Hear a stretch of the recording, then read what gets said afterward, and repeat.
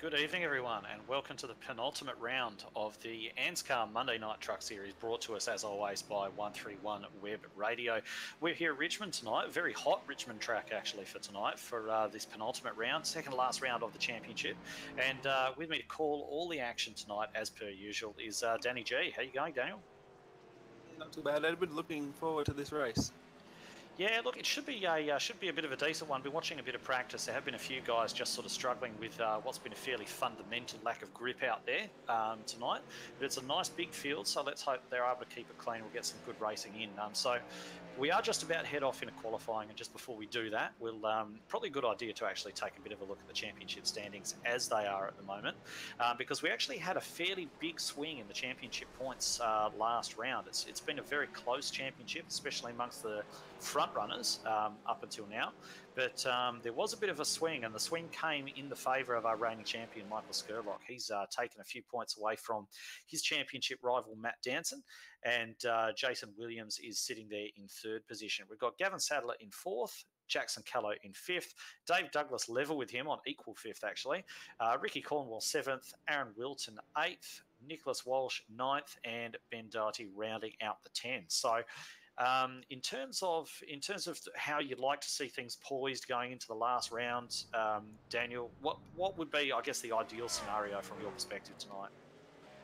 I think you're going to want to qualify sort of up top there. Yeah, I don't think you want to be in the middle of the field or back of the field. But, you never know. I mean, some guys can come from the back to the front, but yeah, I wouldn't want to be starting at the rear or in the middle at all.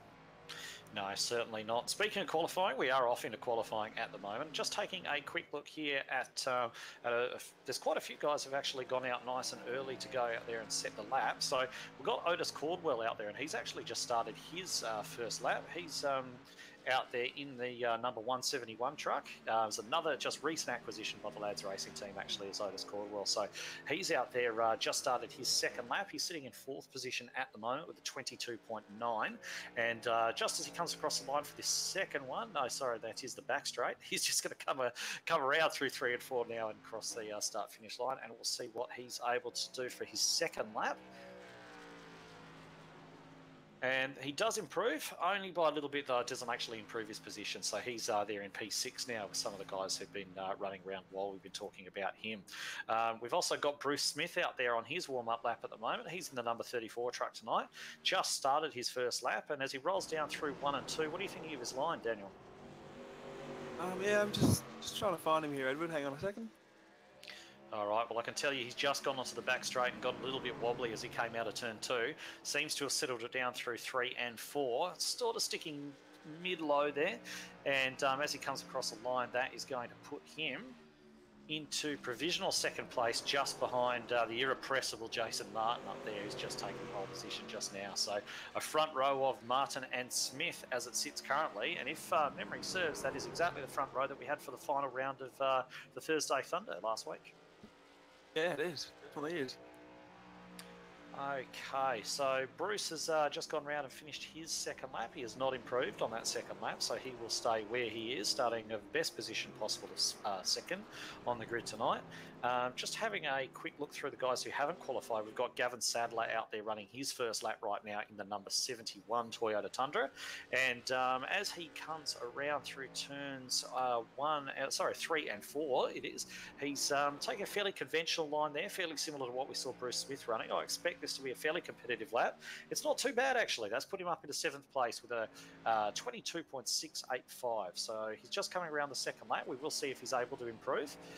Just halfway through there now. Everything looking fairly smooth and untroubled for Gavin, although it looks like he has just backed out of that lap. So I don't think he's going to be improving. He is rolling around, but he's not rolling around overly quickly. So I don't think we're going to see an improvement from Gavin, and indeed we don't. No, it looked like he might have clipped the wall on the backstretch. Yeah, he may well have done. May well have done, definitely. So just having a look through the rest of the pack to see if there's anybody out there setting a lap at the moment. Michael Skurlock, our championship leader, has just started his first flying lap. It is coming down the back, actually just going to complete that lap, and that's put him in P5. So we just caught the end of that lap. He's just gone P5 there. So he's coming around. He's still on it, and he's actually just looped it. He's just looped it out of turn 2, and that means that he will not improve and he will not start any further forward than P5.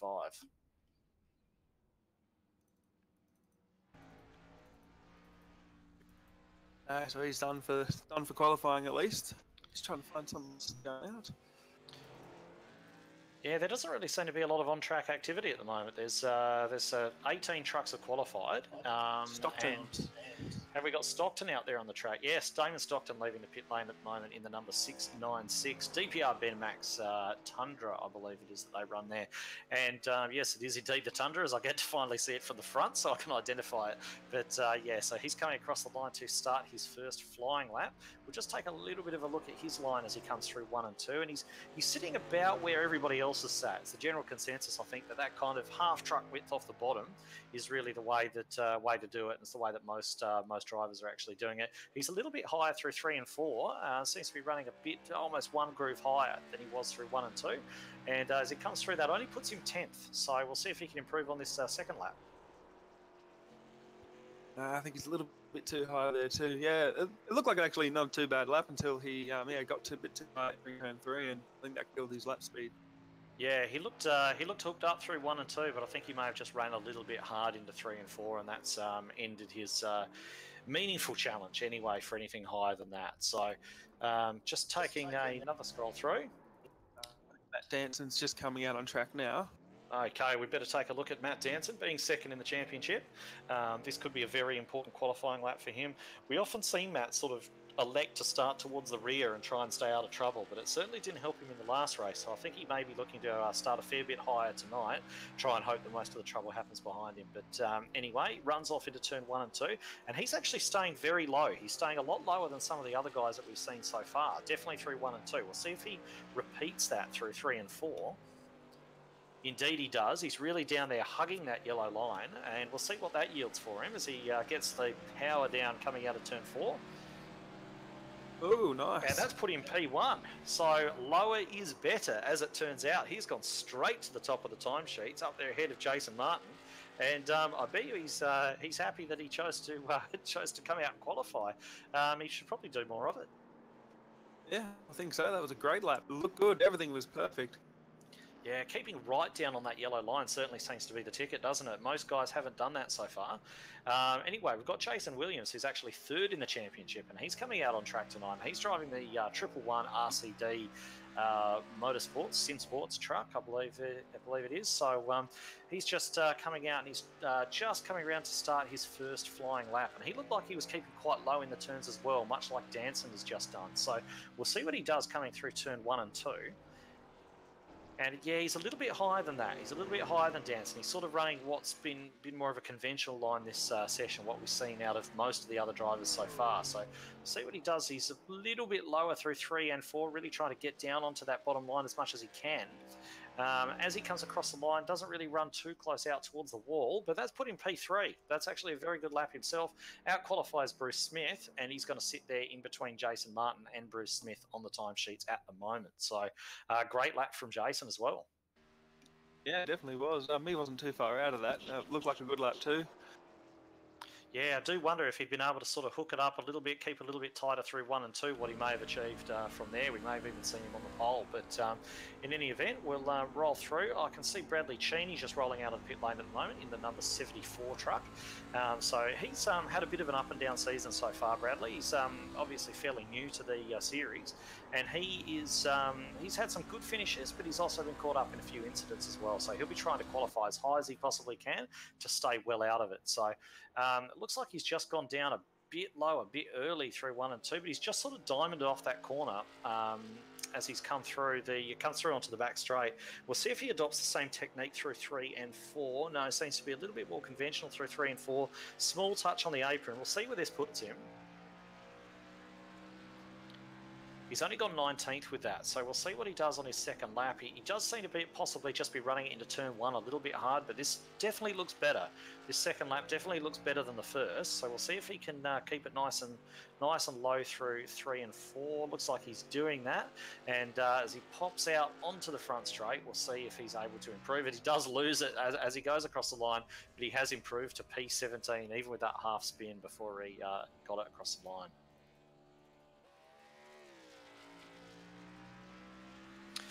Okay, so we're just having a quick look here at Ben Dalty as well. He's just coming around to start his first flying lap.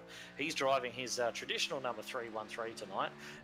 Nice and easy to spot that Deadpool livery that he's got there on that truck. So he's just started his first lap and he's going quite high into the turn, dropping in quite well and taking quite a late apex exit. So I think it's quite interesting to see the differing lines that people are actually using through here tonight. I'm not sure if that's necessarily going to be a great qualifying line, but it could be a good race line. What are your thoughts?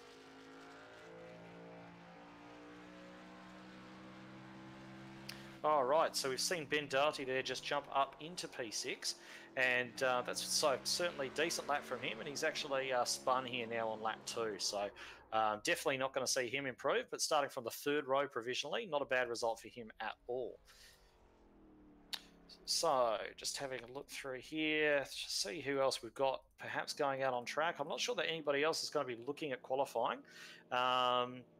Normally they're out by now. We are coming to the end of our 10 minutes, so we will see them on the grid in a moment, I assume. So going off into the race, Daniel, let's just say, for argument's sake, you've qualified mid-pack. What are you looking at? All right. It does look as though Danny may be having a couple of small technical issues there, so I may just carry this one myself for a while until he manages to actually recover himself and get back on with us. But we're here now. The trucks are lining up on the grid. We might just run very quickly through the grid before they roll off on their parade lap. So we've got Matt Danson there on pole position. Great pole lap, 22.288. Then we've got Jason Martin joining him on the front row. Then looking back to 3rd position, Jason Williams, Bruce Smith on that 2nd row. Then we have Joshua Carroll Walden, Ben Doherty, Dave Douglas, Michael Skurlock, Ricky Cornwall, and Stephen Williams. They are your top 10. Going back a little bit further than that, we've got Riley Curtis, then Dwayne Priest, Gavin Sadler, Damon Stockton, Aaron Dillon, Tristan Koch, Otis Cordwell, Bradley Cheney, Kevin Bomford, Matthew Clute, Michael Latter, Tristan Yelland, Todd Maxfield, Gareth Anderson, Christopher Simpson. That is your top 25. Going back a little bit further from there, we've got John Sorensen, Owen Kelly, Chris Aon, Aaron Wilton, Matt Hunter, Nicholas Walsh, Brian Richmond, Jason Nicholas, and Liam Kerr rounds out our field of 30 trucks tonight. So we're about to get ready, head off on the pace lap. All the drivers just getting themselves all set up at the moment, getting all their brake biases and everything set to exactly where they want to have them for the start of this race. They're going to be on fresh tyres and full tanks. So a little bit of a different setup to what you might have a little bit earlier in the race. There is only a very limited amount of things that you can actually change on the truck during the stint from the cockpit, but they'll definitely be working away with what they can. So it does appear we're getting a few reports through from some of the drivers that it's looking very loose out there tonight. That does make sense. It is a hot track. And as they head off on their pace lap, Jason Martin does give a little bit of a squirt, perhaps just testing the grip there, but he will have to settle in there alongside Matt Danson. And rolling around, big field here as they come through to look at taking a green flag.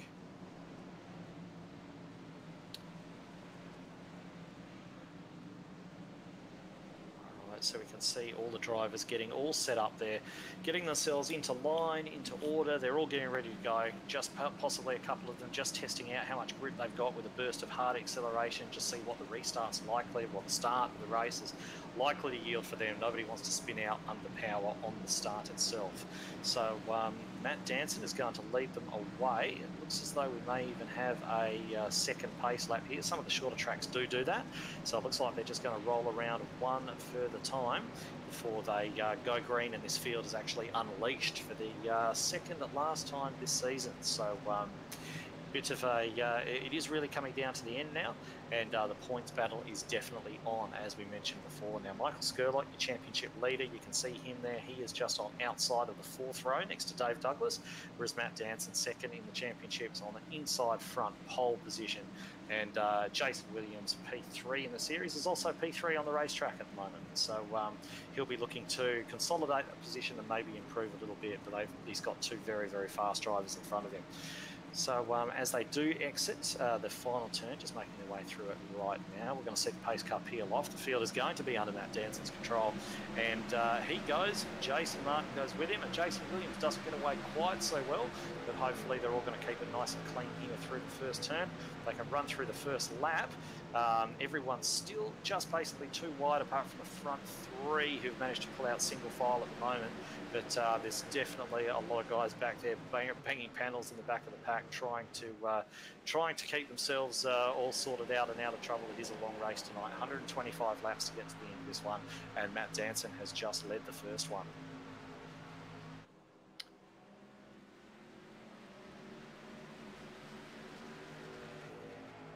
Right, just taking a little bit of a look back in the pack a little bit further. We've got quite a few guys sort of all in there together. We've got Aaron Dillon's pretty much the only one. I was just about to say he's pretty much the only one stuck on the outside groove at the moment, but he's managed to slot in. Everyone keeping in their single file, been very well behaved actually.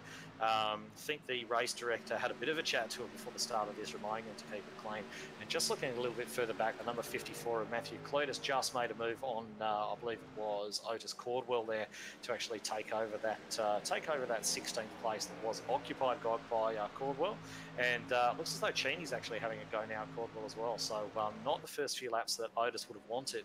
But looking back towards the front, Matt Danson continues to lead the way. He is quite handy on these short tracks, Matt Danson.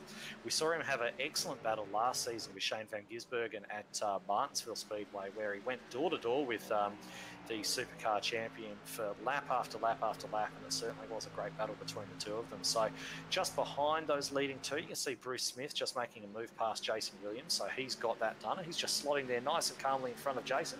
And we'll look at, he had quite a lot of pace throughout practice and everything as well, so I think there's a fairly good chance that Bruce may be able to make some inroads onto Danson and Martin, especially if it gets in the type of scenario where those guys are battling. And knowing Jason's speed, it looks as though Jason is closing up now onto the back of Matt Danson. I would expect that they're going to be engaged in a little bit of a battle sooner rather than later.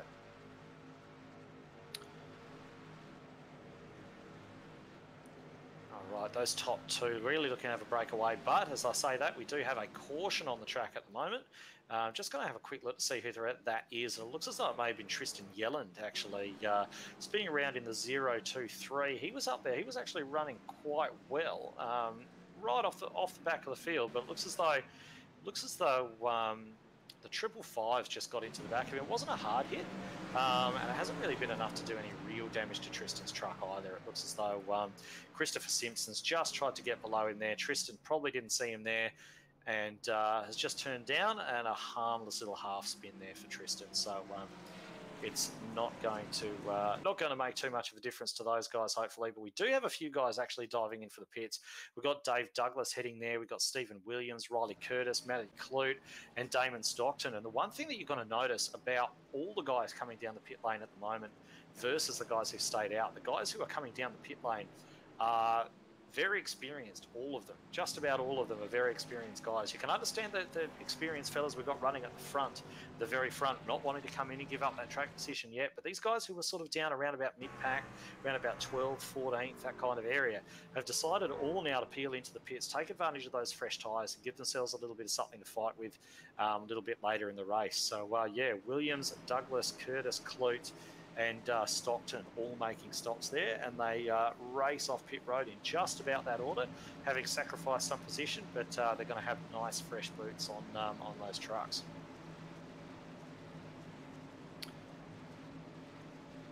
Right, so in the meantime, we've just got them rolling around under caution at the moment. Pace car lights are still on, so it looks as though they're going to be out there for at least one more lap. But I'm interested to see what the guys who've just taken tyres are going to be able to do.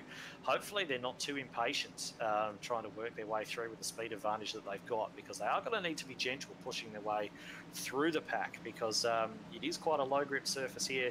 They've got guys in front of them who, with their older tyres, they're only 8 laps old, but at the same time they're running older tyres, and just that initial sheen's going to be worn off those tyres. The guys who have stayed out are going to have just lose that little bit of initial grip that you get from a nice fresh set. So they're not physically going to be capable of going as fast as the guys who did take tyres, who are now, of course, all starting at the back of the field. So it's going to be interesting to watch those guys come through. But what's going to be even more interesting is watching this battle for the lead. We did see that Jason Martin was just starting to close in on the back of Matt Dancer. We had Bruce Smith, who just got ahead of Jason Williams as well. Michael Skurlock's lurking back there also. So it's going to be one of those where it's going to be interesting to see if we get a good green flag run, just how much pace those guys on the newer tyres have actually got versus these guys at the front. But it may be masked for a while because they're going to be off in traffic. So we'll get ready for this restart now, and we'll see how they all get on.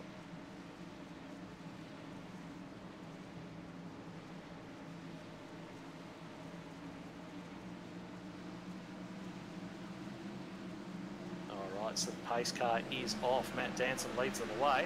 He's got a fairly good jump, not as good as he did on the initial race start, but Jason Martin has been able to slot in behind him, although he's coming under a little bit of pressure from Bruce Smith there, who's just looking down the inside. Jason, fair as ever, actually just getting right up out the way there and giving Bruce Smith plenty of room to enable him to take that position, as he did get a very good run off the start. Looks as though Michael Skurlock has actually managed to make a move on Jason Williams as well, so your championship leader making inroads also. So that top 5 all running there together, and looks as though there has been another caution just towards the back of the field. I'm not sure who that was. Looks as though it may have been Yelland again, actually. Yelland has gotten potentially into the back of Simpson. Looks like those two have got together again. So Yelland straight to the back of Christopher Simpson.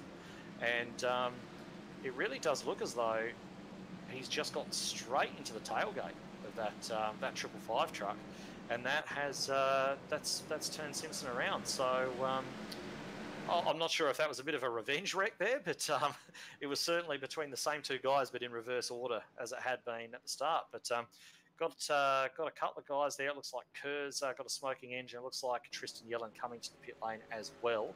And of course, not surprisingly, Christopher Simpson also there in the pit lane. So those guys will need to take repairs. All of those guys are going to need to take repairs. And with such a short track here, even under caution, I imagine it won't be too long before we see those guys losing their position on the lead lap.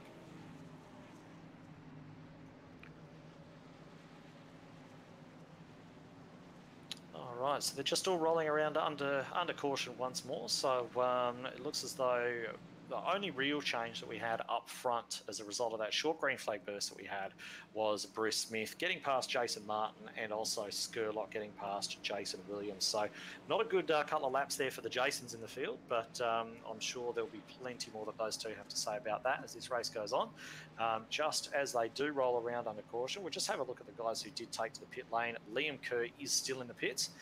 Christopher Simpson is still in the pits. We've got Yelland is definitely still in the pits, and Clute is in there as well, but he's just leaving actually. So it looks as though he's got a little bit of damage on the back of that truck as well. And but Clute is coming out of the pits. I don't believe he's actually dropped a lap. I think he's going to be the last car on the lead lap. Indeed he is. He gets out of the pit lane as the pace car is coming around turn 4. So good news for Clute. Manages to keep his spot on the lead lap, and can hopefully work his way forward from here.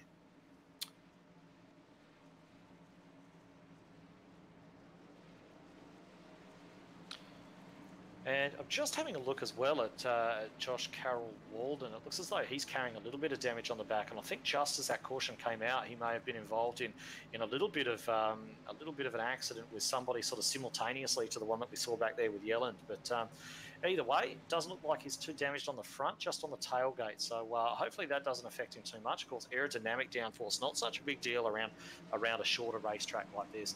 So just having a look now, they are going 2 wide, and the lights on the pace car are out.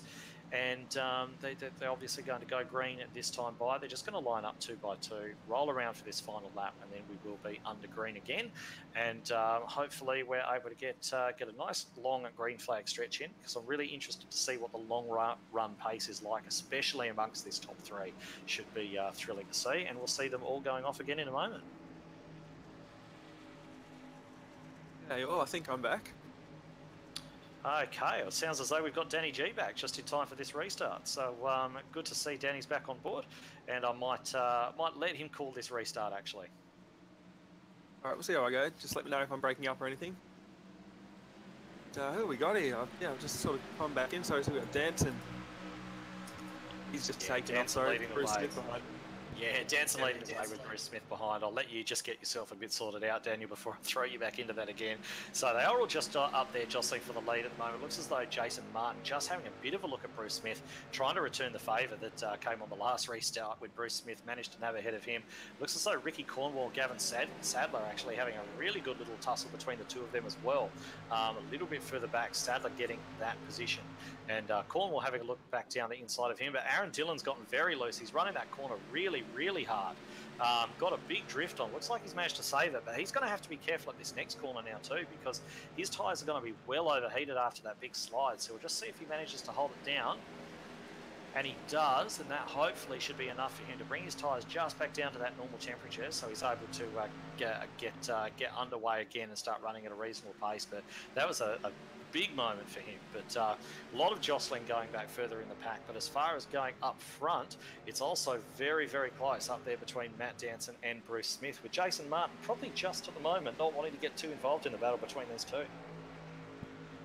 No, you wouldn't think so. I think he would play it pretty safe here and just let them sort of fight it amongst themselves. You've got Bruce Smith, he's just drove down there for the lead, see if he can take it coming off turn 2. It doesn't look like it. The momentum down the backstretch is going to give Danson the lead, but might get it through turns 3 and 4. Yeah, so they're running very closely side by side. Maybe a bit of door banging there as well. Matt Danson really making that high line sort of he's, as you mentioned, he's not getting a great amount of momentum by running that top line, but he's certainly keeping enough up there that he's able to keep Bruce Smith at bay for now.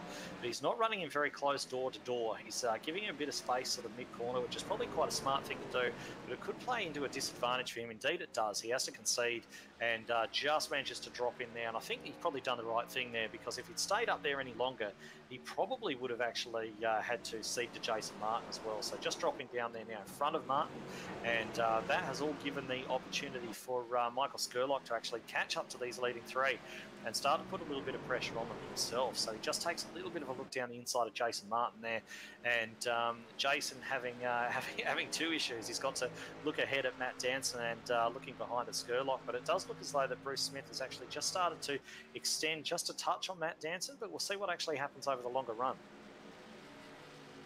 Yeah, he's pulled away just a little bit as the other 3 sort of fight amongst themselves. You've got Jason Williams also coming up the rear of this. But yeah, they're sort of sticking with Bruce. He's not getting away too quickly. No, he's not getting away too quickly, is he? And just on those guys that actually took new tyres at that first pit stop, just having a look back amongst them at the moment, Riley Curtis has worked his way up to 16th place. Stephen Williams, 15th. We've got Dave Douglas up there in 13th position. So those guys are actually really working their way through. Those guys, if you remember, they stopped in the first caution and they've got the fresh tyres on. They're certainly making use of it to pick their way through the guys who are probably starting to suffer a little bit. And we are. And it looks as though John Sorensen may be involved in that. And he was actually running quite well up there. He was running in 19th. It was a bit lower than we're used to seeing John. But it looks as though it was possibly the 016. Looks like he's just come up the track potentially just into the side of Sorensen. But I'm not sure if Sorensen didn't actually get a bit loose off that turn himself. It was a bit of 6 of one, half dozen of the other. Because Sorensen looks as though he's gotten loose, and he actually has, yeah. Sorensen's gotten loose into the side of the 016. Unfortunately, Koch has got involved in that as well. Yeah, Koch got a really big piece of that. And there was another one as well who just came through. I'm just wanting to identify at the moment. He came through and collected a lot of them. So Koch got into it. And who's that other one? No, I think it may have just been the 3 of them, actually. I think my eyes may have been deceiving me there. But, of course, all those drivers to pit lane, and quite a few drivers now taking the opportunity to come into pit lane, including a lot of those guys who actually pitted on the first time round. Yeah, it's a pretty busy pit lane here. Well, one driver who has stayed out is Bruce Smith, and it looks like he may be the only driver who's stayed out. He was, I think. I think everybody else headed to the pit lane. Everybody who was able to. Of course, only lead lap cars are allowed to pit the first time around. And it looks as though everybody but your leader, Bruce Smith, actually came down to the lane for service. So, yeah, what do you think about that, Daniel? Good call, bad call? At that stage, he's had about 20 laps on their tyres. I'd say that's probably a bad call on his part. I think you're going to see him drop pretty quickly. Yeah, potentially, especially the very fast drivers he's got sitting in there behind him. So just having a look now, we can see that Matt Danson's just taking his place up there behind the leader. Tristan Yellen's in there too. He's not in second place. He's not there for position. He is not on the lead lap. So he will, I believe he is going to likely have to drop to the rear once we go one to go. Normal circumstances, if Bruce Smith had pitted as well, Yellen to be the first truck behind the pace car and he'd be able to get his lap back, but I don't believe that's going to happen given the fact that Bruce Smith is actually ahead of him. But we will see our top three, Bruce Smith, Matt Danson and Jason Martin, get all up there together and hopefully have a nice clean run through the race as we work lap 27 now under caution. And that would be quite frustrating, I think, for Tristan Yellen there. You pretty much beat the leaders all out of pit lane, but one of them stayed out and you can't get your lap back. Yeah, and he is just having a look. I mean, he is 13 laps down, so one lap isn't going to make too much of a difference to him. And yeah, it does look as though Tristan has been asked to let the field go by, so he's just staying nice and high at the moment to let all the lead lap trucks cruise around underneath him, and he'll take his position at the back of the field for the restart. Well, I like what I've seen out of that second run there. That was pretty good racing. Yeah, there has been some good racing in between the cautions. There actually has been some good racing. We had I remember a nice sort of run at the start of the race as well. Guys racing very clean and all the rest of it. So hopefully they're able to do that, especially as their tyres wear off. Most guys on fresh tyres now as well. But I imagine that Bruce Smith, being the only one out there on warm tyres, he's going to have the skill to keep that truck together. Whether or not he's actually got the pace to run away from Danson and Martin, given how close they were on pace earlier before anyway, I'm quite sceptical about. I think if it's always hard being in the lead because you've got to make that call to what to do, and second place can always decide to just do the opposite of whatever you do. So it was a bit of a rough call for him. Yeah, it was definitely. I think one thing he's probably going to have to be concerned about is maybe possibly wheel spin on this hot surface. That would be a pretty decent concern. The rest of them can pretty much floor it. I don't know if he will be able to. Yeah, we'll see if he can. We'll see what kind of restart he's able to get. Of course, he does have the advantage of being in the lead and being able to pretty much go when he wants. Easy. And unsurprisingly, he's gone quite early. So I think that was probably a good call for him on those warm tyres. Just getting away, giving himself as much time as possible to feed that throttle in. And it's an absolute gaggle behind them. Gavin Sadler just pushing up the track into the side of Williams there, but it looks like they'll get away with that. No harm, no foul. And no, I think Priest just went around on the backstretch. Okay, well, it hasn't brought the caution just yet. So we're still under green flag conditions. We're still racing. Matt Danson having a big old look down the inside of Bruce Smith there. Looks like he's going to actually make it the reverse of what he was doing earlier on when he was trying to hold her on the outside, and now we do have the caution. So we'll just have a quick look to see who that was. I think that's fine. Okay, so there's a lot of trucks involved in that one. A lot of trucks involved. Yeah, I've just seen two trucks hit the actual the barrels entering pit lane too. Yeah, that was massive. I'm just trying to get a bit of an idea. It looks as though Jason Williams has actually gone around. I'm not sure if he was helped, if he managed to do that on his own. But yeah, it looks as though Jason Williams has kicked all that off. He's gotten loose and he's gone down across the infield and he's spun across the grass, bounced off that inside wall. Aaron Dillon's braked to avoid him, managed to collect him, absolute T-bone.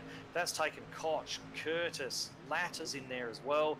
Yellender's in it, Cheney's in it, and I think, just looking at that, I think Matthew Clute and whoever was in there directly behind Clute, I think that might have been one of the Riley Curtis trucks, has actually managed to slam their brakes on and come to a complete stop before actually taking any damage from that whatsoever. So great effort from those guys, but unfortunately we do find ourselves under caution once more. Yeah, we do. Yeah, pretty much the track just got blocked up, nowhere to go for these guys. Yeah, but Clute did a great job in the 19 truck.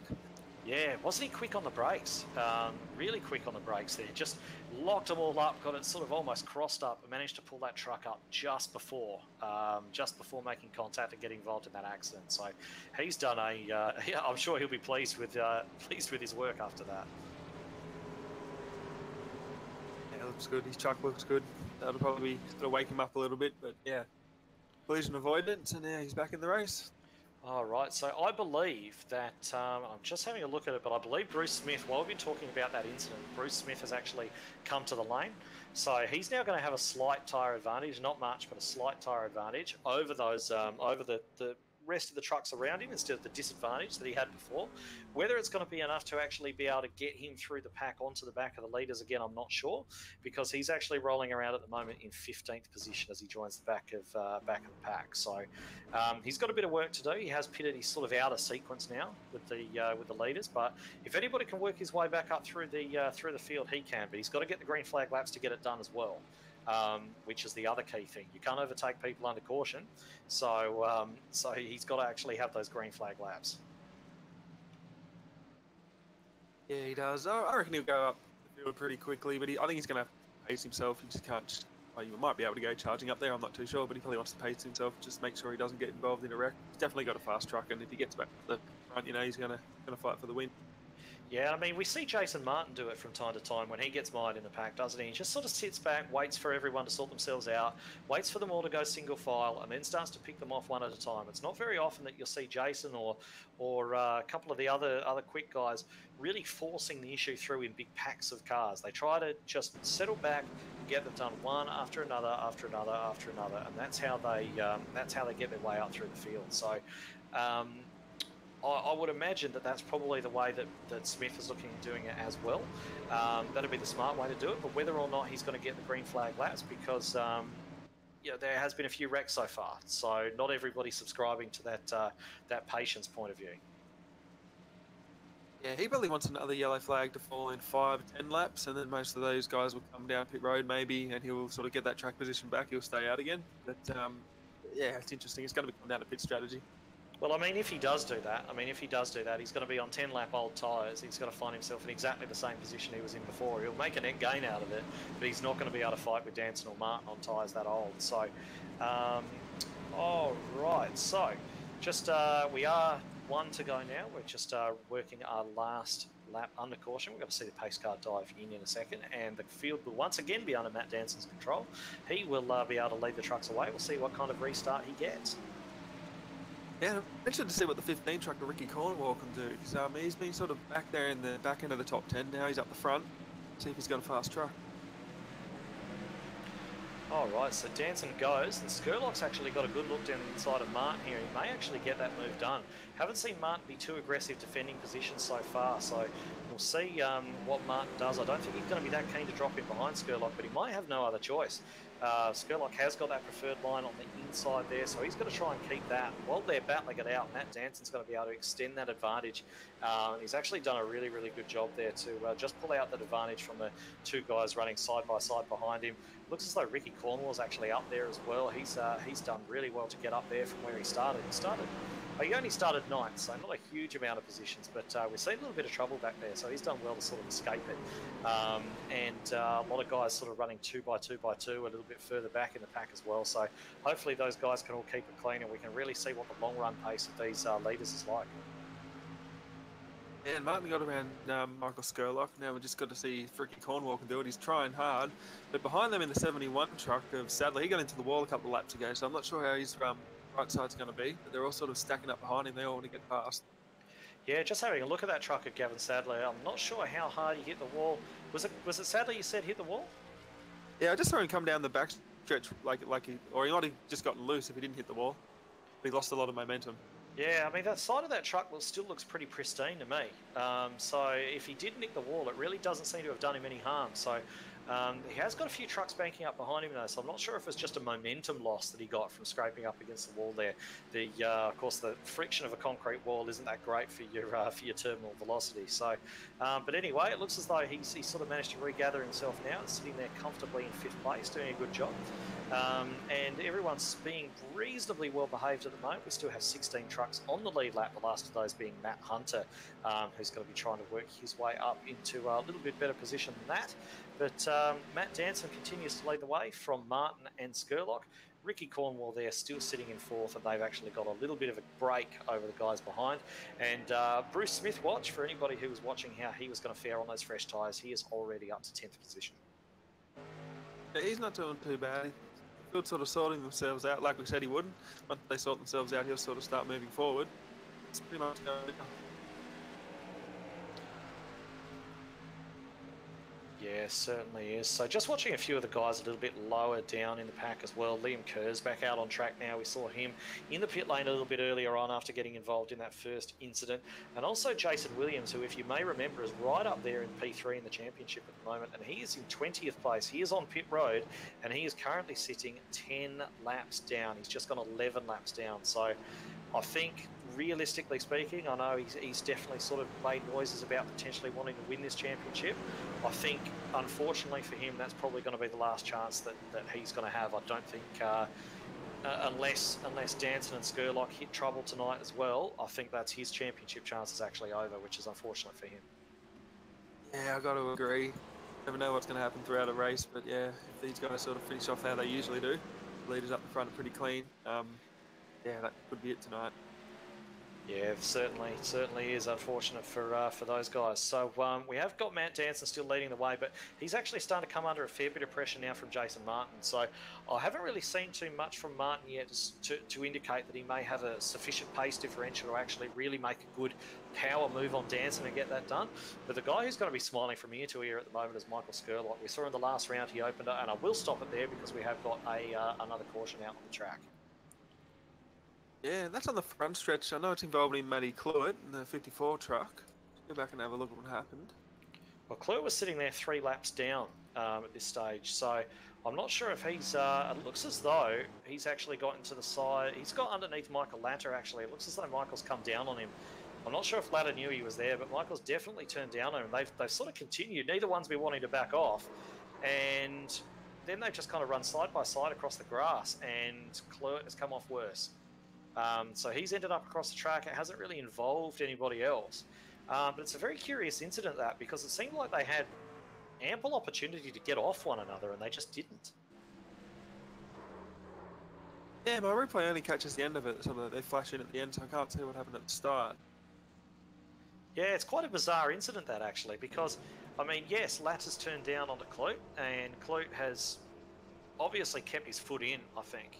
And Latter's done that, and they've just kind of bounced off each other a couple of times. And then Latter's actually sent Cluett around into the middle of the main straight. Everyone else actually did a really good job to avoid that. Yeah, that's not going to improve Cluett's demeanour anymore. He's already 3 laps down, been involved in a little bit of things tonight which weren't really his doing.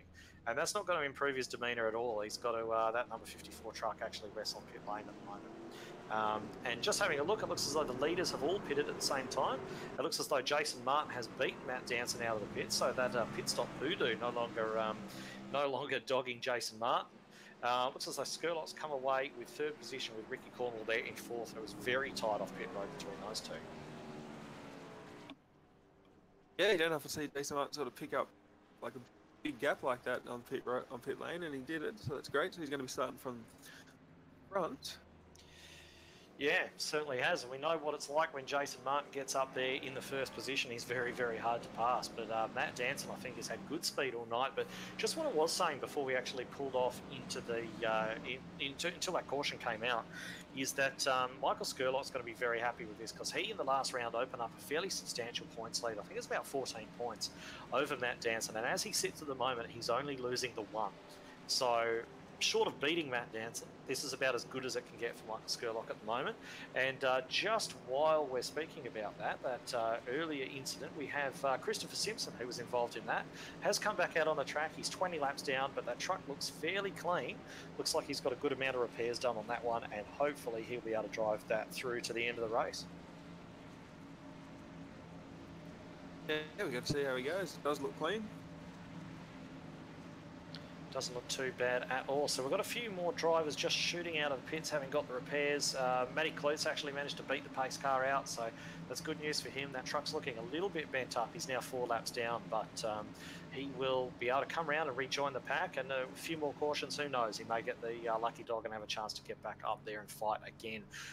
His sparring partner from the other wreck is actually in the lucky dog position at the moment. Michael Latta sitting there 1 lap down in the number 4 truck. So those two looking to possibly have a little bit to say in the late in the race, but they're not going to be challenging at the front just yet, because we don't have too long to go now before the pace car is going to drop in, and we're going to be under green flag racing conditions once again. Yeah, we will, and I think I'm going to keep an eye on just the top 5 position, basically from third on back there, with Skurlock, Ricky Cornwall, Ben Doherty, Gavin Sadler. I reckon that's going to be a pretty good race. While the 2 leaders sort of battle off themselves. Yeah, they're looking pretty close on pace, aren't they? And let's not forget, you've got Smith in there as well. He's up to 8th position now, so he's working his way forward. I'm not sure if he actually came to the lane. I suspect he did, otherwise he'd be up there in first place. So I expect that he is now on similar tyres to everyone else around him. Yeah, he would be. So yeah, it's going to be. Yeah, he's going to sort of work through them as well. Right. Okay. So coming around to the restart now, Jason Martin is going to get the opportunity to lead them away at this time. So we'll see what technique that he adopts. We are going to get one more lap actually under caution. I did think that we were about to go green, but we're not just quite yet. No, not too sure what happened there.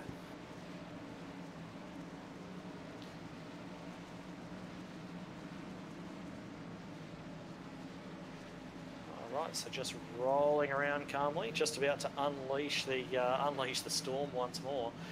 So Jason Martin's just going to be. It'll be interesting to see how he plays this restart. He did lead one away a little bit earlier on, I think, and went quite early. So we'll see what he actually does at this time, if he adopts the same tactic or whether he just tries to fool Matt Danson a little bit about when he's going to go. It looks like he's holding on a little bit longer this time, but does go before they actually hit the straight. So Martin's going to get away there.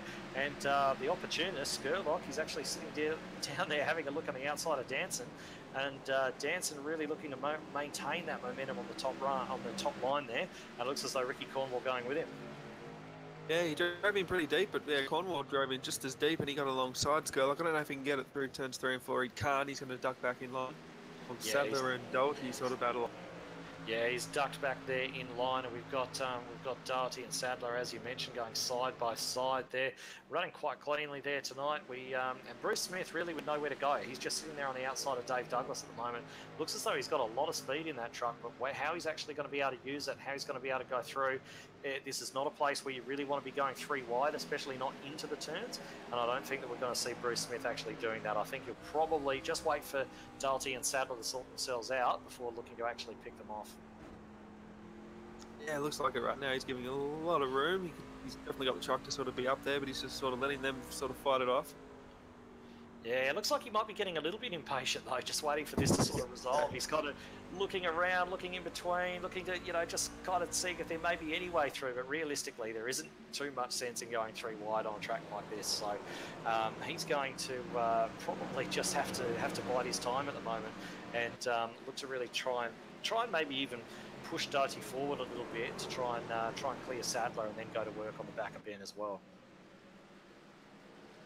Yeah, and meanwhile, while he's trying to get past them, you got Josh Carroll sort of sneaking up behind Bruce Smith, Dave Douglas and company. Yeah, got Josh Carroll Walden, as you mentioned. Yeah, Dave Douglas there, Riley Curtis, his teammate, sitting in there as well. And now Doherty has actually cleared Sadler, so that's all the opportunity that Smith needs to actually get down there. And he's made very short work of Gavin, just sliding up there in front of the number 71.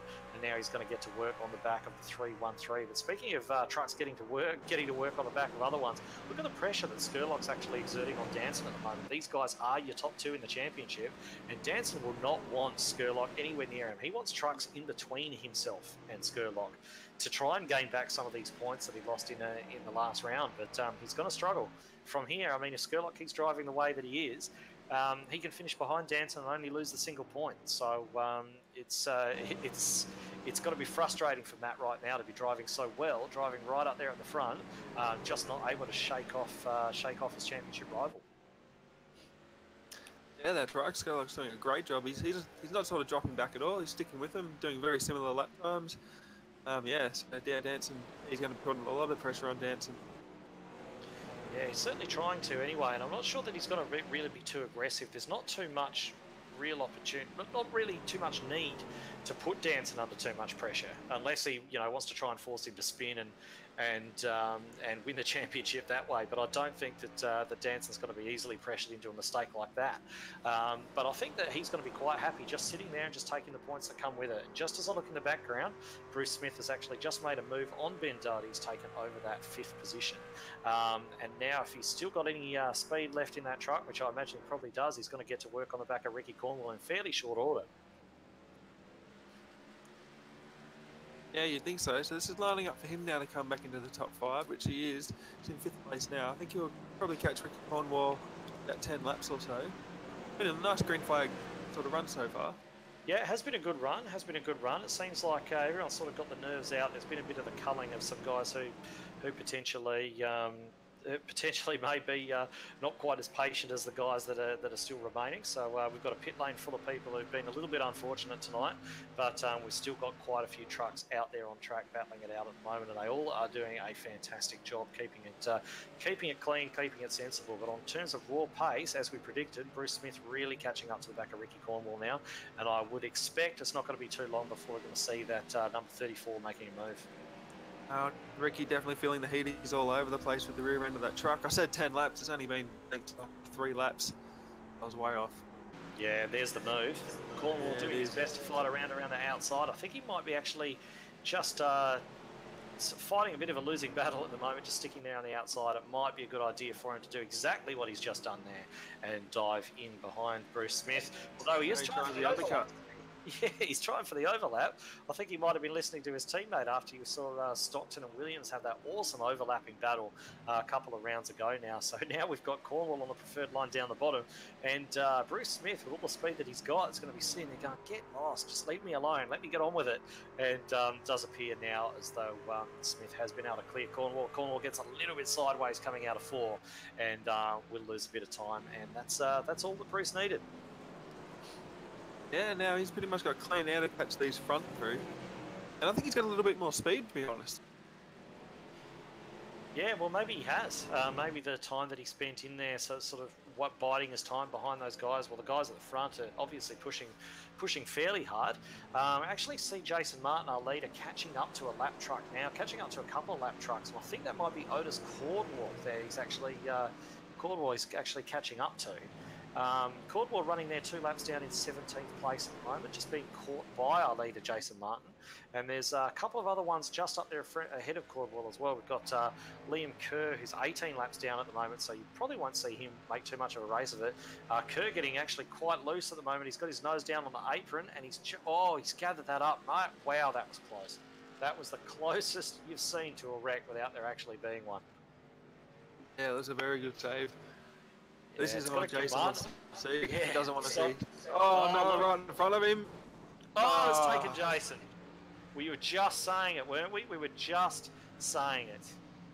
Commentator's curse. Yeah, we're just saying this isn't going to be what Jason Martin wants to see. And it looks as though Kerr has he's made that mistake. He's gone side by side with Cordwell. Now, let's remember that his rear tyres are going to be very, very hot at this stage as well. So he's come off that turn. It looks like he's just... it's really hard to tell if he came up, Cordwell came down. Can't really tell, but whatever's happened, Jason Martin has gone straight into the side of Liam Kerr.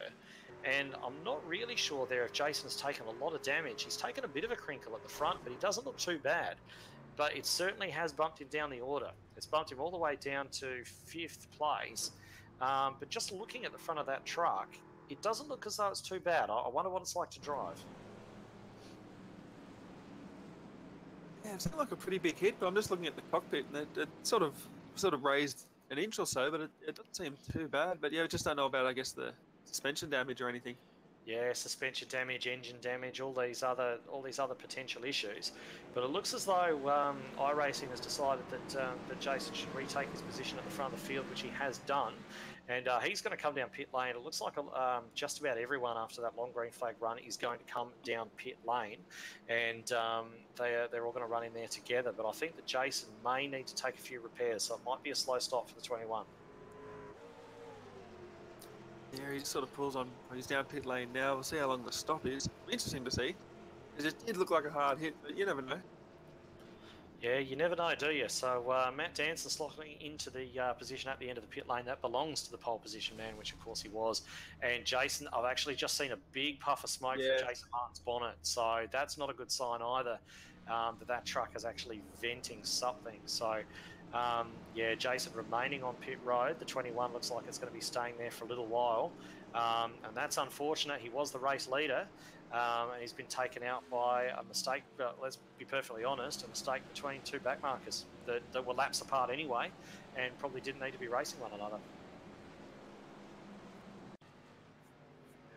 Yeah, I was just trying to catch some driver chatter, but I'm not too sure. But yeah, definitely Jason Martin's out of this one. That was a big puff of smoke. Yeah, so he's just in there. And if you just have a look at the replay, you can just see the way in which Caldwell and Kerr got together. And Jason probably, he's normally quite good at avoiding wrecks and sort of sniffing trouble before it happens, but he didn't sniff that one. He's gone straight into the side of Kerr, and that looks like that's going to be keeping the 21 on pit road for quite a while. So he still hasn't moved. He's still sat there cupping repairs at the moment. So yeah, big shame for Jason Martin there. He looked like he was at least a odds on. I wouldn't say odds on, but a very good chance of winning this race. So that's big shame for him. But that has, in fact, he's actually just taken that truck behind the wall. So that probably explains how severe that damage was. Jason Martin's going to be taking no further part in the race, unfortunately, which means that on pace, on what we've seen so far, you'd probably say that barring any other misfortune, the winner's going to come from Danson, Skurlock or Smith. Yeah, and I know sort of Danson benefits from that, obviously, in first place now. But you sort of, in a way, you think you'd say it would sort of like be the opposite too, because that's another point that could be taken away from Skurlock? Yeah, I mean, it's another point that could be taken away from Skurlock if he managed to get past Jason Martin and potentially keep Martin ahead of Skurlock. I mean, there's a million different permutations that could have worked out from that, but you've got to remember as well that Matt Danson is leading the race. He got pole position, so there's a point. He's led a lap, so there's a point, which Skurlock hasn't done either of those. And now that Jason's out of the race, it looks as though he may be able to take the point for most laps led as well. So there's other potentials there opening up for Danson now with Martin out of this race. But I think just from a personal perspective, I think that Matt Danson probably would have enjoyed battling Jason. And I think that Skurlock was probably relishing the chance to get amongst it as well, and Bruce Smith and all those guys, they do get on quite well. They enjoy battling one another, and I'm sure that Jason Martin isn't the only one who's going to be upset that he's retired from the race. Yeah, I hear you. Yeah, those two are pretty close in speed. I think over that 25 lap green flag run, they sort of drew only about 0.4 of a second away from each other, so they were pretty close.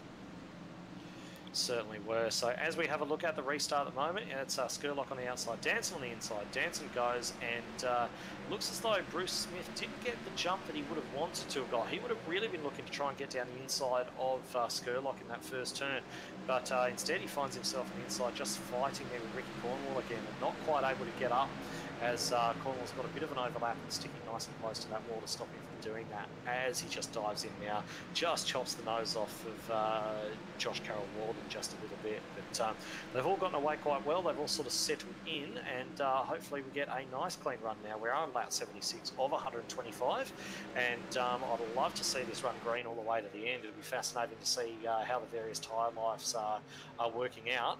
And we just saw Bruce Smith take a little bit of a look down the inside of Skurlock there. Skurlock did throw the block. So feeling the need to block on lap 76, I think that Skurlock may feel that he's got good long run pace over Bruce, not wanting to wind up behind him and give it away too early. Yeah, we're just going to see what happens. Bruce seems to get a very good run coming out of turn 2 like he did last lap. And now Skurlock climbing, he's getting pretty close to the back of Danson there too. So he's going to be sort of defensive and offensive. Yeah, he's getting close to the back of Danson, isn't he? But he seems to be taking quite a narrow run into the turns as Bruce Smith takes another look at him. May actually get it done this time. Actually, Smith locked the rears. He's run right up the track, and that's going to give Skurlock the opportunity to get back down. It's going to give Cornwall the opportunity to get a position back on him as well. So a bit of a misjudgment there from Bruce Smith. It appears as though he just locked the rears. You really saw the back end of that truck wobble on the way into the turn under brakes. And now Cornwall's trying to get it bagged up nice and early to get down the inside of Bruce Smith. Not the first time we've seen it get him sideways tonight, but he certainly got sideways there that time. Yeah, he definitely did. And so Dave Douglas almost taking it 3 wide behind them. But yeah, Josh Carroll Walden, so he's sort of set up here now in 5th position. Well, we haven't talked about him too much, have we? But he's had a nice quiet run there up to the front.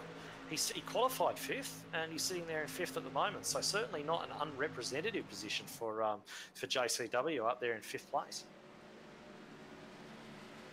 No, it's definitely good to see him up there. He's got Danson. He's just might be starting to sort of get away now. I'm just interested to see if Bruce Smith can sort of back Skurlock here. If he's just sort of resting his tyres now, he seems to be making a bit of a charge here, coming down the front stretch. What he does going into turn 1, a little bit of a higher line. Yeah, I'm having a bit of a look at the way Skurlock's actually driving this track, and I thought initially that he may have actually just been taking this line to defend against Bruce Smith, but even when he wasn't under imminent pressure, he's still taking that line. And that is, he's actually really coming down and apexing a lot earlier than everyone else. He's turning the wheel earlier than most of the other drivers, and really meeting the apex, meeting that yellow line earlier than anyone else. And while that's helping him on the way in, it is not helping him mid-corner, and it's certainly not helping him on the way out. And I think that the momentum that he lost actually doing that is the reason that Bruce Smith has been actually able to affect that move and take second place from him. Yeah, I agree. I sort of watching the top 4 there, and he definitely taking a different line. We'll see if he does it again going into turn 1 here. He's like a truck length lower when he enters. Yeah, it's probably a very good way of putting it, actually. Yeah, about a truck width. So yeah, I don't know if he's going to, maybe he can sit behind Bruce Smith and see what he's doing, maybe try and mimic him, or if he's pretty much just set, say, well, on a long run that works for him. Not sure.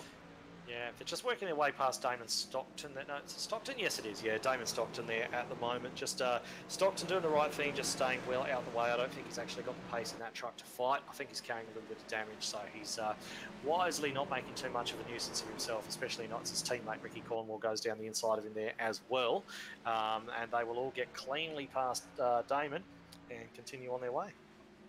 Yeah, we just saw Skurlock get pretty loose coming out of turn 4. That's like Cornwall get onto the back of him a little bit.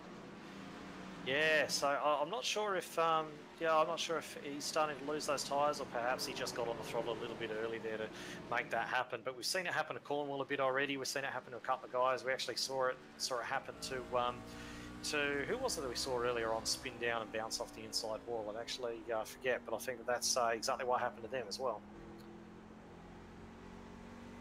And Nance now, he's got off to like a half second, but I think Bruce Smith's actually catching him quite quickly here. I'm interested to see what the times are going to the line. So we're half a second off last lap. We just come across the line now. He's taken about a 10th off. All right, so game on at the front, certainly. Just having a look a bit further in the pack, just a few of those guys just working their way past the lap truck of Damon Stockton at the moment. So we've had like 7th, 8th, 9th, 10th places all make their way past him. And in fact, 10th place, Kevin Bomford's actually just making his way past, just looking at Damon Stockton at the moment. But back at the front, yeah, you're quite right, Daniel. 0.261 of a second between the top 2 last time across the line. They dropped Skurlock. Skurlock can't do anything about these guys. And I think looking at this, I think Bruce Smith has definitely got the pace at the moment, at the very least, to win this one. Whether he's able to get a move done before the end, who knows? But we are only on lap 88, so I wouldn't be surprised if we see another caution. They're going to come to the pits again yet, so there's plenty more racing to go in this one. Yeah, there is. And the longer that they run, sort of the tyres get a lot greasier and going to be getting pretty loose coming off turn 2 and turn 4.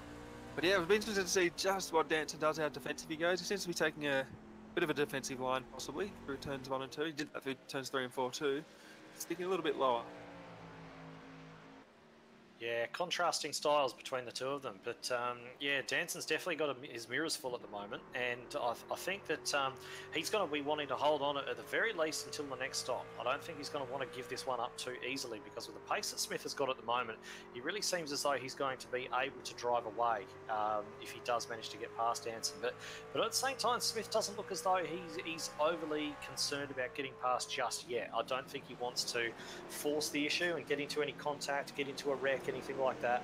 I think he's just kind of sizing Danson up at the moment, and once they come through, maybe something will give Danson a little bit of an issue. Maybe some lap traffic or the tyres going off, something like that will give him an issue and give Smith the opportunity to pounce. But I think at the moment he's just sort of having a look, and as I say that, he's just attacking down the inside of turn 1. But I think that Danson's going to be able to hold it out there for the time being. Whether he's going to fight it too hard or whether he might just slot in second place, we'll see. Yeah, he's sort of come on the outside there. He's cleared. Yeah, he's just slotted back down into second, coming off. He has. So Bruce Smith leads the race for what I believe is the first time tonight. I don't think he's led yet, but he does take the lead from Matt Danson. Danson just sticking nice and low there. Smith getting a little bit sideways, but yeah, they've just sorted themselves out, and they're just catching up onto the back of Christopher Simpson, who gets out the way and allows the two leaders through. And Michael Skurlock, our third place truck, is going to be right on the back of him quite soon as well. Yeah, so we're just going to see now how quickly Bruce Smith can get away. If he can get away from Matt Danson. Yeah, he definitely caught him. So I reckon he's got a little bit more pace. See what happens. And just while that gap at the front seems to be increasing, I'm just having a look back here.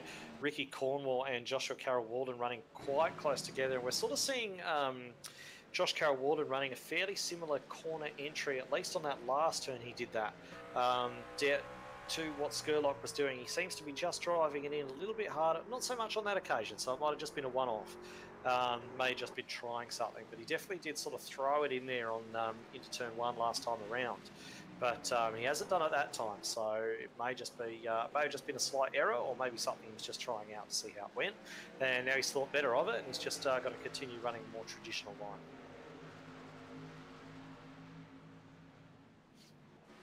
I'm just going to lie out the front. Looks like Matt Danton can actually... He's not sticking with Bruce Smith like right behind him, but he's not really getting away from him too much either.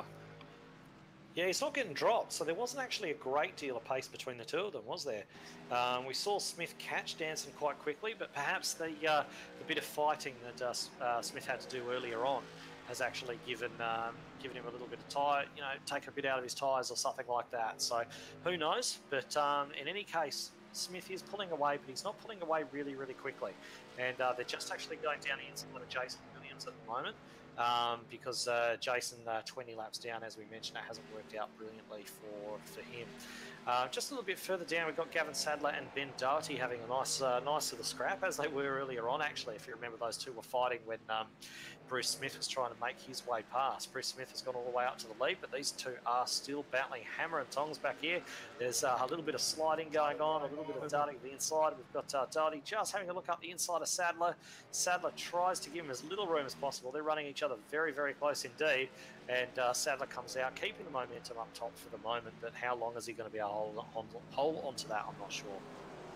Yeah, there's a pretty close little battle there. We'll see what Ben can do.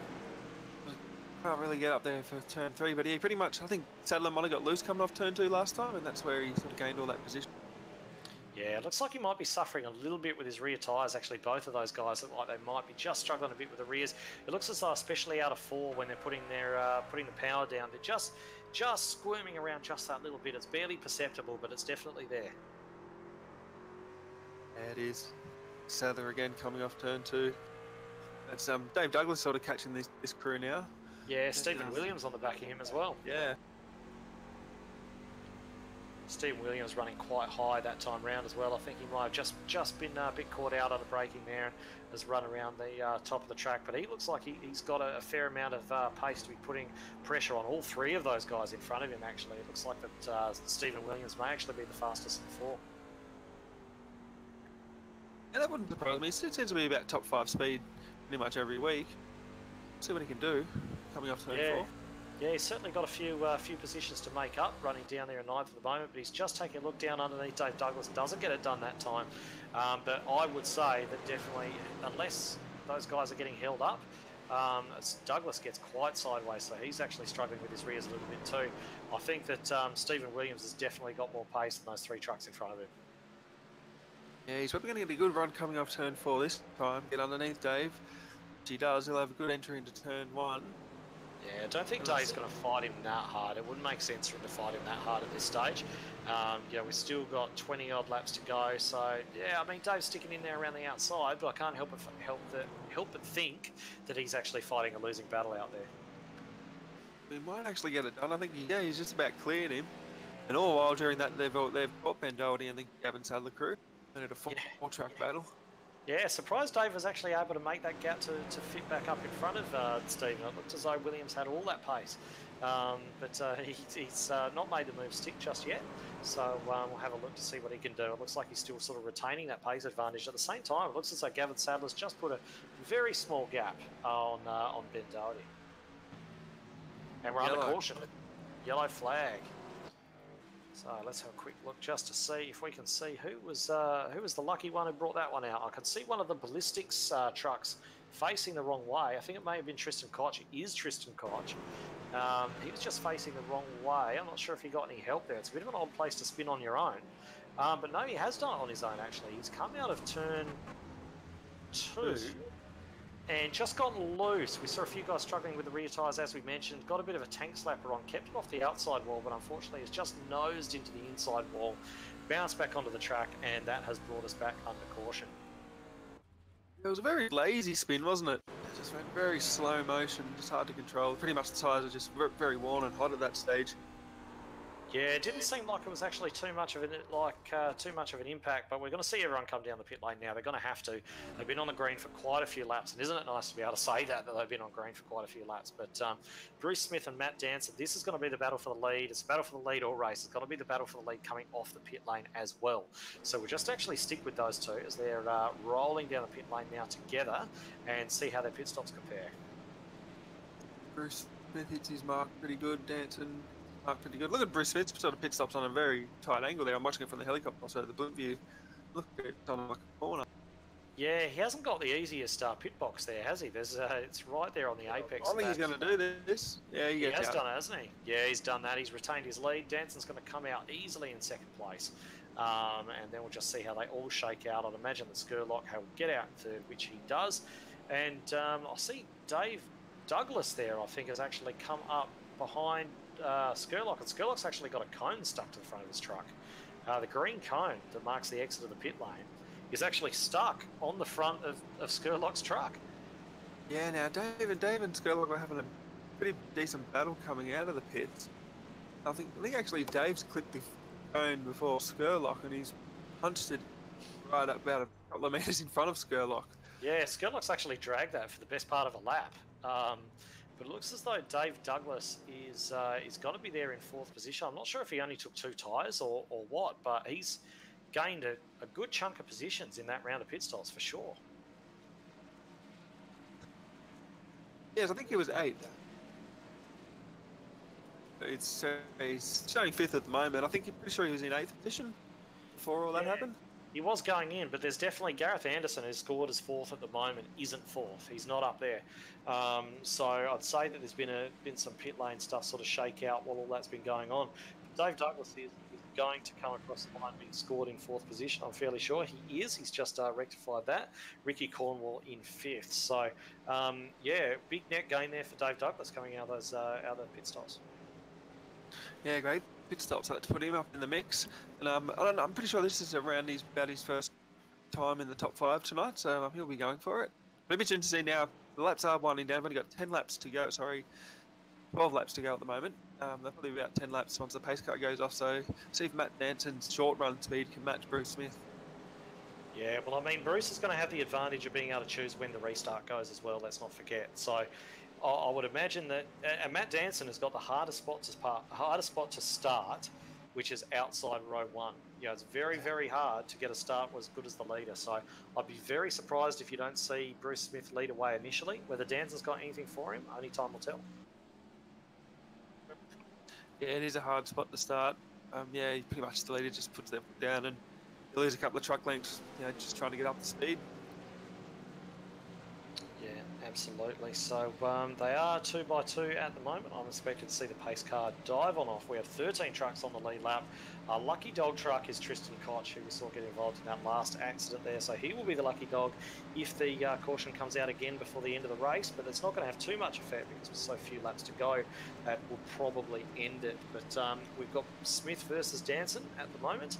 So we'll see how well Smith actually gets away and whether Danson's got anything for him over these last 15 laps. Danson doesn't get the worst start. It's actually not too bad. I think he's going to cover second. He got away very well, didn't he? Got away very well, but there's a few guys back there who are just getting away quite, sadly looking at the inside of Cornwall. That was very, very close to sending Cornwall around. Just another couple of inches, I think, and that would have actually pushed Cornwall around. Dave Douglas really stuck in no man's land up there on the outside at the moment. Danson really having a very big look at Bruce Smith. I think he knows it's now or never. Yeah, it looks like he's driving pretty aggressively. He's pretty decent through turn 1 and 2. I've noticed that he's actually a little bit quicker, but Bruce Smith's quicker off 3 and 4. Yeah, there's no time now for Danson to be biding his time either. He needs to do it now because he doesn't know if there's going to be another caution before the end of the race. Most of these drivers are going to be pushing as hard as they can to gain what they can before the end now, and that could potentially breed us another caution. So Danson is really going to want to make a move sooner rather than later. He can't afford to wait around for the last lap to time it. No, he can't. He's right there, especially through turns 1 and 2. He gets very close. Gets very close to the centres here again, and then Bruce just sort of doesn't get away that great off turn 4. It'll be interesting to see what's going to happen down here in turn 1. Well, Danson's got the championship to think about, don't forget. I mean, he's gained a good swathe of points tonight, not just with being up ahead of Skurlock, but he has led a lot of laps. He had pole, so he's gained a couple of points. Is he going to want to risk sending one down the inside of Bruce Smith and seeing what happens? I'm not sure that... he gets a bit sideways there as well, as we say that. I'm not sure he's going to just send one from miles back. But I think he's definitely going to try and force something to happen. We've got 10 laps to go now, and he's just dropped off a little bit with that slide. Yeah, as it stands with those bonus points and everything, he could be about 11 to 12 points behind in the standings, which isn't that far off considering next week's Dover. Caution is out. Caution is out. Sorry to cut you off there, Daniel. Caution's out. Just have a looking at who that was. Looks like Dave Douglas. Dave Douglas is actually across the track on the front stretch. And we're still battling very hard with Cornwall and Steve Williams. It looks as though he may have actually copped a small hit in the back from... No, he hasn't. No, he's done it all on his own. He's just trying to keep... And I know exactly what happened there. If you have a look, you can see Doherty actually staying on the high line there. Doherty's made a mistake and he's run up high. Now, Dave's tried to turn underneath him, and he's just tried to turn that little bit too sharply to get underneath Doherty, and he's just asked too much of the tyres in that sharp turn and has spun it sideways all on his own. So that's really unfortunate. And for good measure, when he's trying to reverse out of it, reverses straight into Jason Williams, his teammate, and spins him around. Yeah, that was a bit unlucky. I was watching that at the end. Looks like Claude might have got... Yeah, he got them. Yeah, sorry, I was just about to say the same thing, that Clute got a little bit of a piece of that as well. So unfortunate for those guys, unfortunate for his teammate, Jason Williams. But yeah, big loser out of that, Dave Douglas. He took that restart 4th, and he's now 12th. So that has not worked for him at all.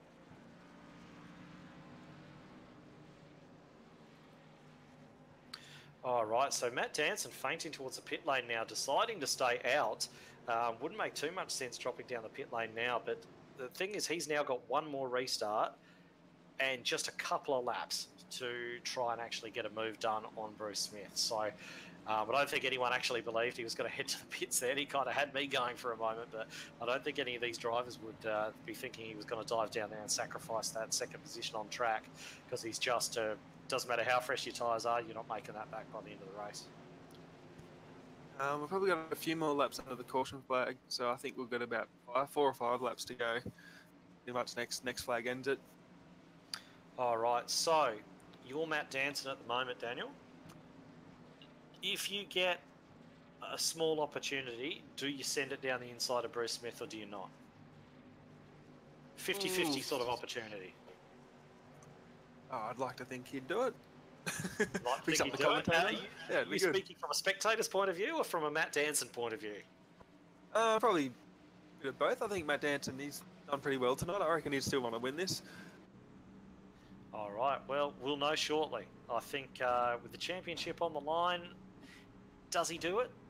He's still got a bit of time to make, a bit of points he needs to make up over Skurlock. So is it worth the risk? If a 50-50 opportunity presents itself, do you take that? Do you back yourself, send it right in there, or do you hang on for second and not risk throwing everything away? That's a question that only Danson will be able to answer for us, and it's something that's only going to crop up if Bruce Smith sort of allows it by accident, of course, to take place and to actually be an option there for him. So we'll see what they both do. And meanwhile, we've got Skurlock sitting in there, and Skurlock he's going to be happy about where he is at the moment anyway, but he's also going to be sitting there just hoping that Danson sends his car into a disappearing wedge, and those two come together and gift him the victory as well, I'm sure. So and let's not forget, you've got Cornwall and Sadler and Doherty and Williams and Curtis back there, who have all had good races as well. Kevin Bomford, we haven't really talked too much about him tonight either.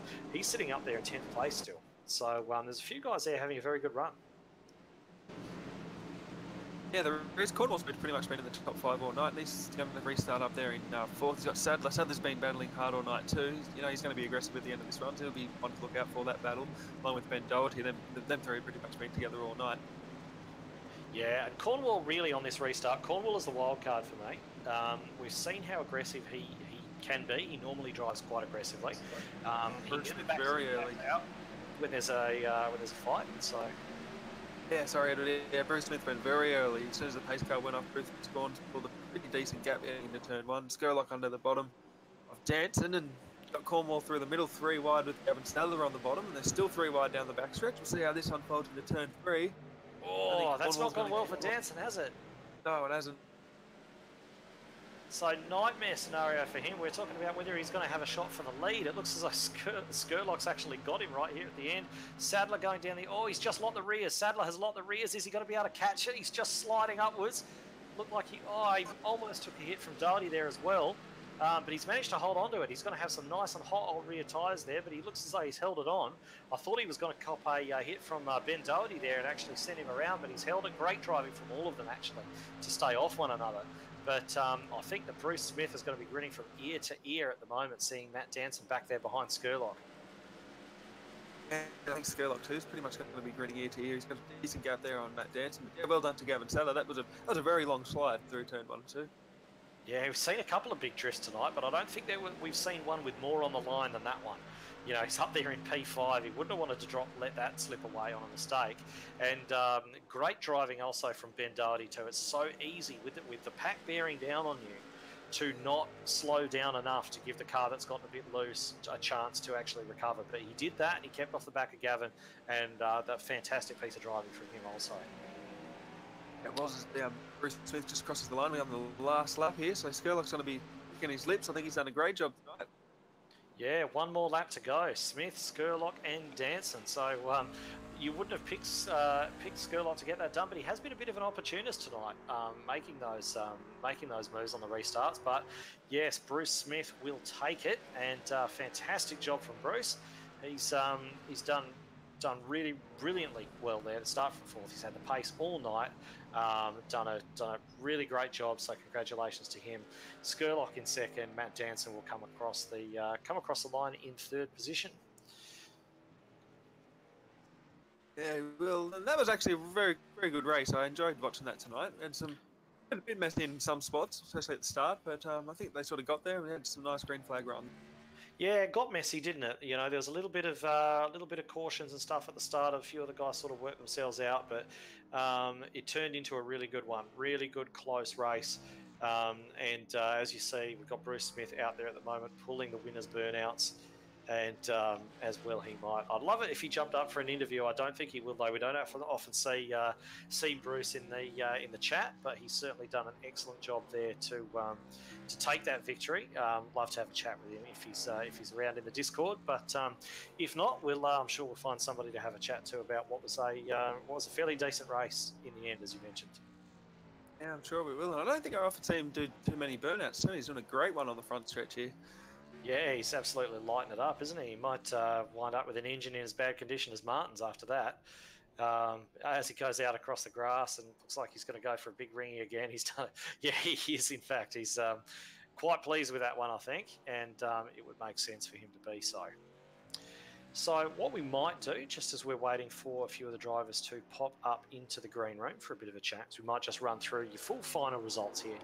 And as we mentioned, Bruce Smith taking the victory tonight in fine style, 125 laps, and he's taken it out. So he's there in first position. Then we've got Michael Skurlock there in second place, doing his championship hopes no harm whatsoever by beating Matt Danson to the line. Matt Danson making that error there, running up high and allowing Skurlock through. So Matt Danson will come home her third. However, it looked as though Cornwall and Sadler may have got down the inside of him when he first made that error, but he managed to keep the momentum up around the outside and take third place. Then we've got Ricky Cornwall and Gavin Sadler. Those guys are battling all night, along with Ben Doherty. Saw some great driving from those guys there at the end.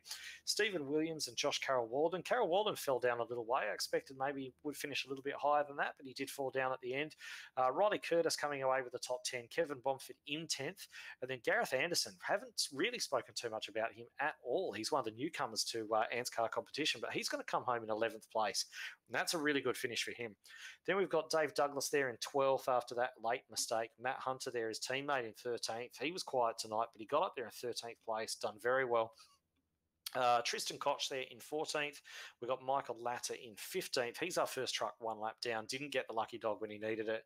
And then we've got Otis Cordwell, Matthew Clute, Bradley Cheney, and then we're down into the guys who are multiple laps down. Christopher Simpson, 20 laps down. Jason Williams, also 20 laps down, coming home in 20th position. As we mentioned earlier on, that is probably the end of his realistic championship hopes. So unfortunate for him. Damon Stockton, 29 laps down, 21st position. Jason Martin, we're into the retirements now. Jason Martin, Aaron Wilton, Liam Kerr, Aaron Dillon, Brian Richmond, Dwayne Priest, Todd Maxfield, John Sorensen, Tristan Yelland, 107 laps down in the end, and then Owen Kelly, Chris Aon, Nicholas Walsh, and Jason Nicholas all did not take the start. So what did you make of it, Daniel? Just before we get into the interviews, we've got a few guys waiting there. So quick sum up of what's the real standout moment for you from that race. I think you'd have to say sort of Bruce Smith's drive from he was in the middle there, about 10th or 15th even at one stage. I think, him driving from there pretty much to the front was pretty much it. Would have been interesting to see if Jason Martin could have or didn't get into that accident. It wasn't his fault. He just sort of ran up on some lap traffic that wrecked in front of him. He had nowhere to go. He would have been a great contender up there. But overall, I thought it was a very good race. Yep, thought so, and I couldn't agree more. So anyway, what we might actually do is we might bring Michael Skurlock in, Bruce Smith, as we predicted, is sadly not here for an interview, but we'll grab Michael Skurlock in. Here's your championship leader. Here's your second place getter as well tonight. And I'll let you do the honours, Danny. Especially when it's all on cam. Oh, Michael Skurlock, how you doing? Yeah, good, Danny. How are you? Yeah, not too bad, mate. How was your race tonight? You ended up pretty well. Yeah, stoked with it, mate.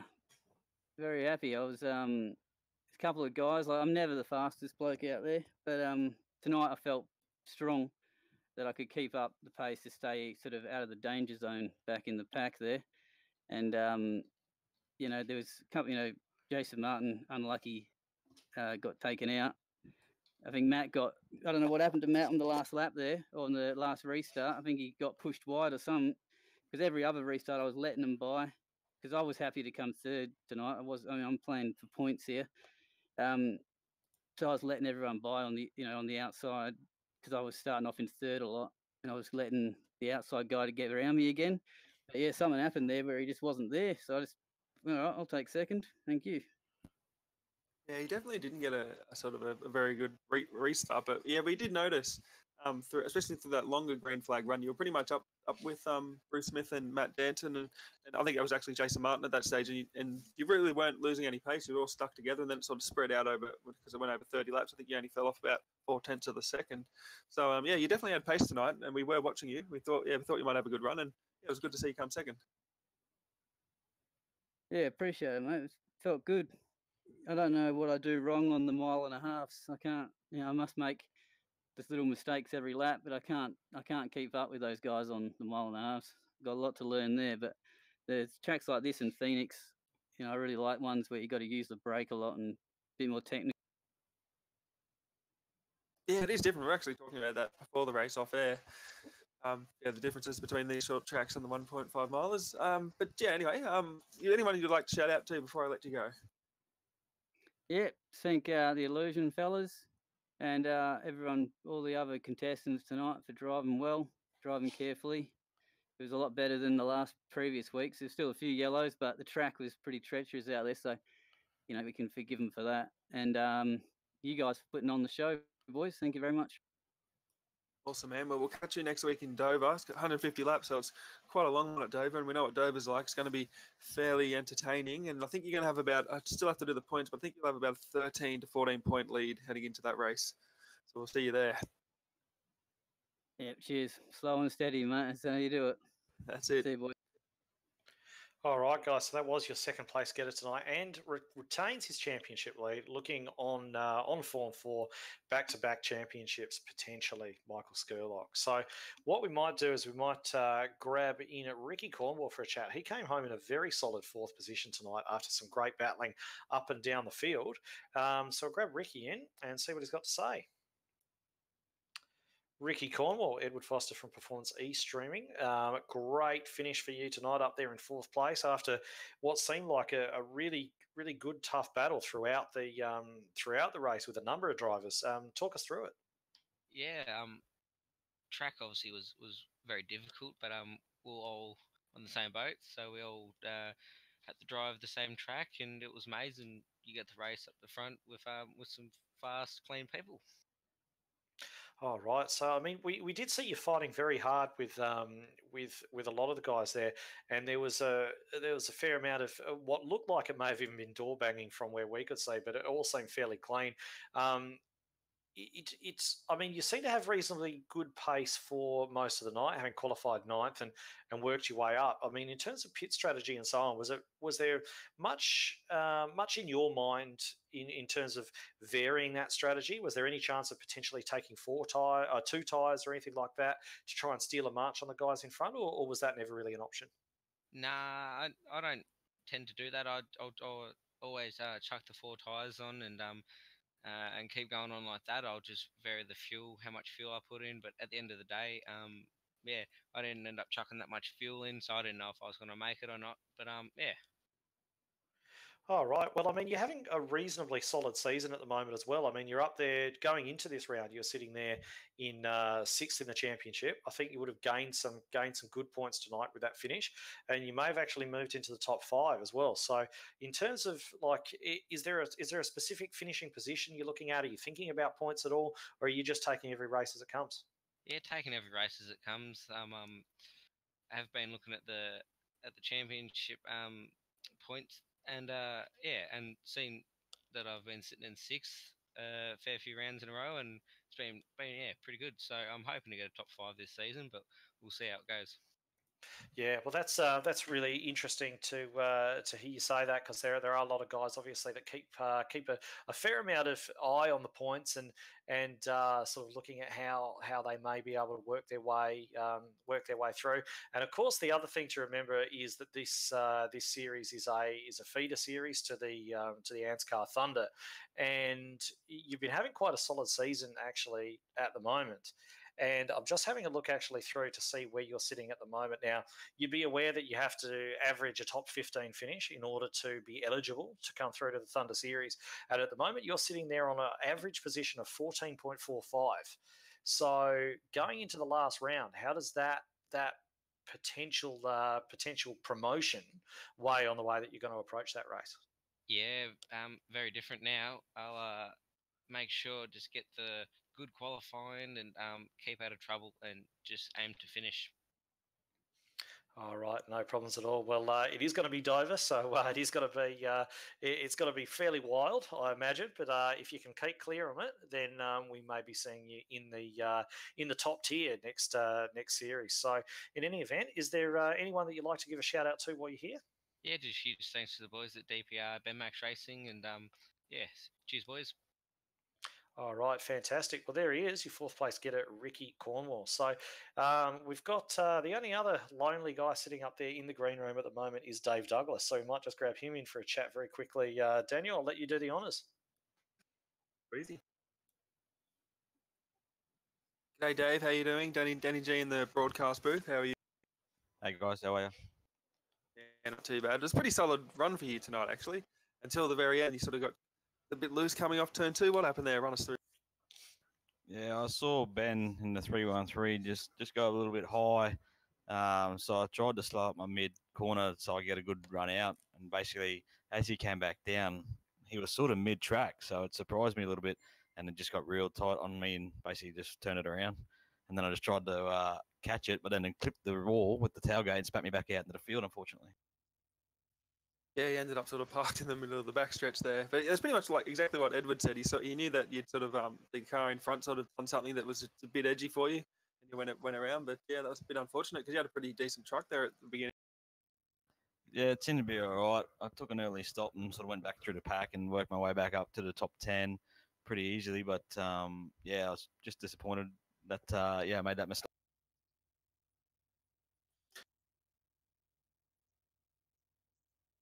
Next week at Dover. Mate, I'll be there. I'm in the fight for a top 5. I'm not sure if Jackson was here tonight, but that should be top 5. But then I'm in a fight with Gavin. There are only a couple of points between us, but that would have blown out after this race, unfortunately. So yeah, mate, I'll be there. I'll have a swing at it, see where we go. Yeah, that's cool. I'm actually looking at the new points at the moment, and you are 8 positions behind 4th, Gavin Sadler, and 12 points, and 12 points ahead of Ricky Cornwall. Ah, yeah, nice. Yeah, righto. Sweet. Give me something to work with anyway. Awesome, man. Well, I'll let you go, but is there anyone you'd like to shout out to? Just you guys putting on the broadcast each week, performance streaming. You do a good job. It's been a hell of a year. And Blokes of Ice Racing and Riley Curtis Motorsports. Awesome, man. We'll catch you next week. Cheers, guys. All right, so that was Dave Douglas. Had a bit of a rough night tonight in the end. Very, very solid early on though. Before, as they spoke about, just having a bit of an issue and dropping it down the order. So he'll be back in Dover and fighting for a very good spot in the championship himself. So I guess in summing up, we've got one round to go now in what has been, I think, a thoroughly enthralling series. We've had some good races. We've had some scrappy races, which can only be expected in a feeder series that accepts all comers. But really what the series is designed to do, apart from being a great entertaining series in its own right, which it has been, is to provide us with a little bit of insight about who the new generation of drivers are who are going to be capable of coming up and racing in the top level. So I think on that measure, by that measure, this series can be adjudged a huge success. Yeah, I think so. And it's gone so quick. I mean, I remember the first couple of races where it was the battle between Purnell and sort of Callow. That only seems like a couple of weeks ago to me. It sort of progressed, and I know Purnell's had some problems, so he hasn't raced for a little bit. But yeah, it's good to see. Michael Skurlock and Matt Danson, they're all pretty much going to be battling it out. I think Jason Williams 44 points behind, so he's not going to be in the championship hunt for the next race. But yeah, Skurlock 13 points ahead of Matt Danton. That's a pretty decent lead, but it's over. Yeah, I'm not sure. I'm not so confident still. Yeah, it's very hard to know. It's very hard to know. But anyway, it's going to be fascinating no matter what happens. I think you're quite right to say that if Purnell was still around, it may be very very interesting to see. But he's obviously had other things going on, which has kept him out of the truck. But if he is watching tonight, g'day Chris, and hope to see you back on the track quite soon. But apart from that, I think all we've got to do now is to wrap this one up and look forward to what's bound to be a fascinating championship decider coming up next Monday night. And of course, coming on from there, that's pretty much going to be our last regular season broadcast. But we've got the All-Star race coming up as well at the very end of the season, which is going to feature all the drivers who've won a race in ANZCAR throughout 2018, and maybe a couple of others as well. So maybe Daniel, if you want to just give everyone watching a bit of a sum up about how that's going to look. Yeah, so for the last couple of weeks, the drivers and fans have been sort of voting on tracks, and it's come down to Las Vegas and Charlotte. So I don't know where that pole is at the moment, but whatever wins that, we'll definitely be racing through that. We're going to have 2 heat races on the Friday night. So for the drivers who haven't won a race, and if you win one of those heats, you'll sort of make it through to the main event, which will be on the Saturday night. I'll get all the dates and times sort of posted up on Facebook soon. But yeah, that's pretty much it. So for the drivers that can make it out for the All-Star race, that'll be great. I think it'll be a good race. Yeah, absolutely. Can't wait for that one. It's just another one of the little events that ANZCAR puts on, sort of mimicking real life. It's at a different time of the year, obviously, but a nice way to finish off the season, I think, having a race like that, just a standalone winner-takes-all sort of event, which is going to be very, very entertaining as well. And we hope to be able to show it to you on Performance E-Streaming. That is not locked in yet, but I definitely hope that it would be something we'll be able to bring to you. So in any event, that's all we've really got time for tonight. So from myself, from Danny G, and from Carl Withy, who's been running the cameras tonight, thank you very much and good night.